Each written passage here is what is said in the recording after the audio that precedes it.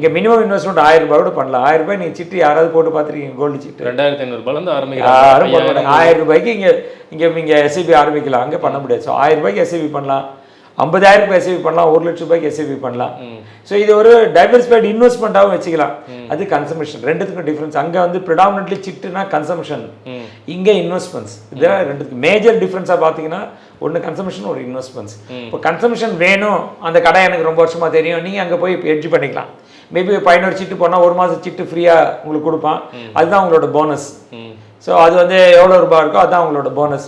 இங்கே அப்படி கிடையாது. Market is your bonus. Market என்ன மாதிரி சுங்காதோ அதுக்கேற்ற மாதிரி இருக்குது. நீங்கள் 15 மாதம் முடிச்சிட்டீங்க, உங்களுக்கு இப்போ திடீர்னு டிஃபர் பண்ணுறீங்க, கோல்டே வாங்கலை, நான் கோல்டு ஃபண்ட் அப்படியே வச்சுன்னு இருக்கலாம். 4 வருஷம் கழிச்சு வித்துட்டு பணத்தை கேஷ் வாங்கி போயிடலாம். Okay okay. ஸோ இந்த அட்வான்டேஜ் இங்கே 4 வருஷத்துக்கு அப்புறம் அன்றைய இன்க்ரீஸ்ட் வேல்யூக்கு என்ன ரேட் இருக்கோ அன்றைக்கி என்ன மார்க்கெட் ரேட் இருக்கோ அதை கொடுத்துருவாங்க. ஸோ இங்கே அந்த ஃபெசிலிட்டி கிடையாது உங்களுக்கு. ஏன்னா நீங்கள் 2 வருஷம் 4 வருஷம் ஒரு ஜுவல்லரி கடையில் பணத்தை விட்டுட்டு கம்னு இருப்பீங்களா?